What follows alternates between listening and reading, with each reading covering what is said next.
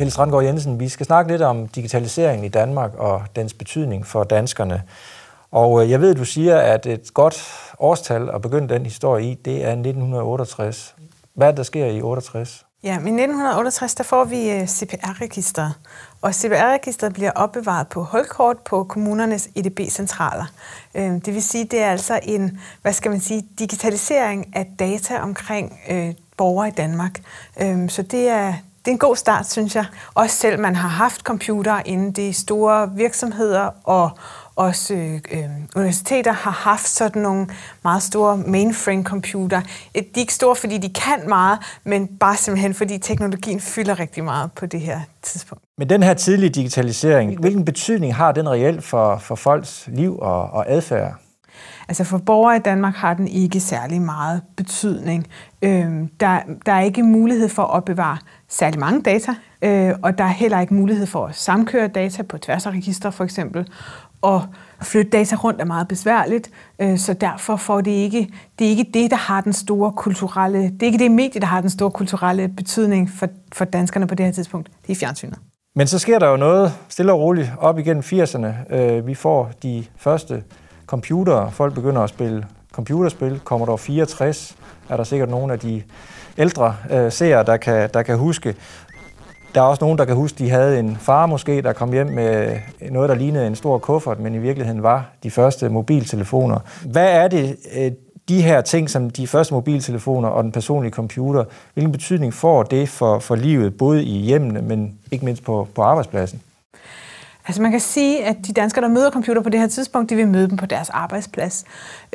Men der er også nogen, der tager dem hjem, og så kan bruge, det er en meget udvidet skrivemaskine for eksempel, eller man kan gemme nogle opskrifter, man selv laver, eller man kan, det at spille computerspil er en oplagt mulighed, men man kan sige, at i de tidlige, altså inden midten af 80'erne, så har man ikke rigtig det her grafiske brugergrænseflader. Det vil sige, at man skal faktisk selv kunne skrive i kommandoprompten, skal man selv kunne skrive kode, kan vi kalde det. Men så kommer de der brugergrænseflader, de grafiske brugergrænseflader. Og de kommer i midten af 80'erne. Det er Apple og det er Microsoft, der kommer med i henholdsvis 84 og 85 med OS og med Windows. Og det gør, at man kan se, man får sådan et skrivebordslignende miljø på sin skærm, og man kan forstå, hvad der sker, selv man ikke kan kode selv. Det vil sige, at barren for computerbrug bliver simpelthen sænket utrolig meget. Og på det her tidspunkt har vi også noget, der hedder internettet, men vi har endnu ikke World Wide Web. Og jeg ved, du siger, at det er vigtigt at skelne mellem internettet og World Wide Web. Hvorfor er det, den skelnen er så vigtig? Hvis vi forstår internettet som det her med flere forbundne computere i netværk, så har det er noget, man har udviklet blandt andet det amerikanske militær fra 60'erne og frem, men også i Frankrig. Så der er flere steder i verden, hvor man har forbundne netværk af computere. Men World Wide Web, som bliver opfundet på CERN af Tim Berners-Lee, og som kommer ud i 1991, får stor betydning, fordi det er et fælles sprog for dels hvordan man kan sende og modtage oplysninger, og hvordan man kan vise oplysninger. Og sammen med det, så er der også det her med en browser, altså hvordan man kan søge i de her oplysninger. Og det er en meget let måde at tilgå oplysninger på et samlet stort netværk. Hvad var der de første hjemmesider? Hvad var det, folk søgte efter, og hvad var det for noget? Hvad var det for et udbud, der var?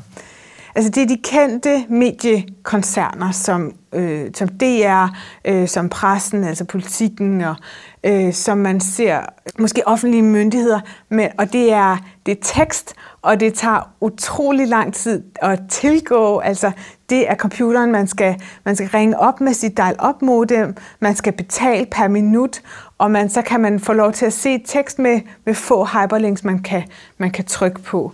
Det er besværligt, og det er dyrt. It's now telling me to phone up the main Prestel computer, which I will now do.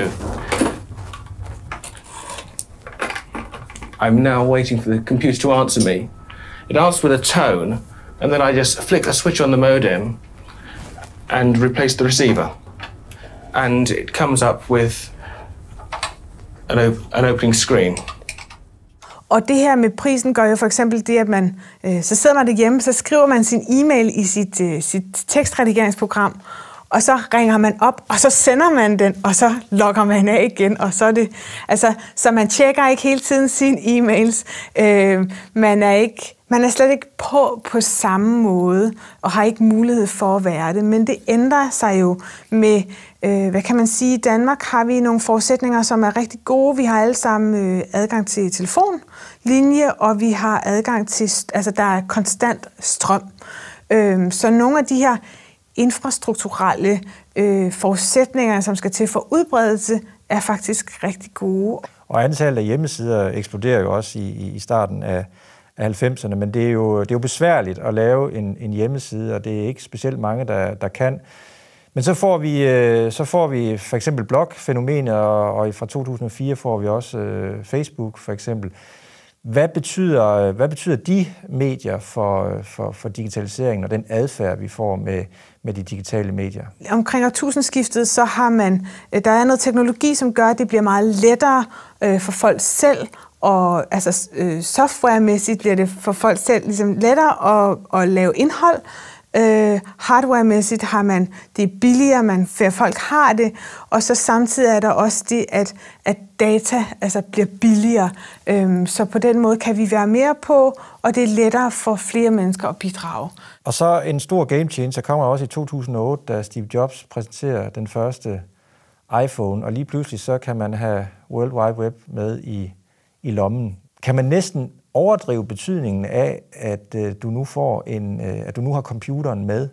Ikke i det omfang, at der ligesom også er adgang til data, og man kan komme på nettet rigtig mange steder i Danmark.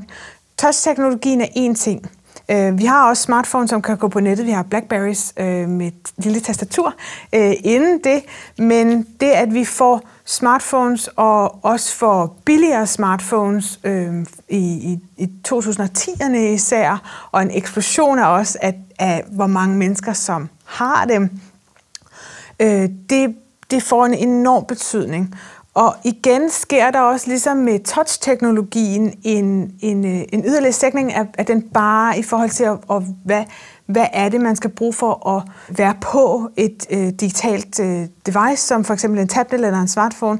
Man behøver ikke vide noget om, hvordan man installerer et program. Det er utrolig let med apps. Altså de programmer, som kommer som apps på tablet eller på smartphone, det er bare ligesom, man kan ikke gøre særlig meget med dem. De er ekstremt intuitive, og hvis de er der, fungerer de. Og hvis de ikke fungerer, så må man så bare slette dem og installere dem igen.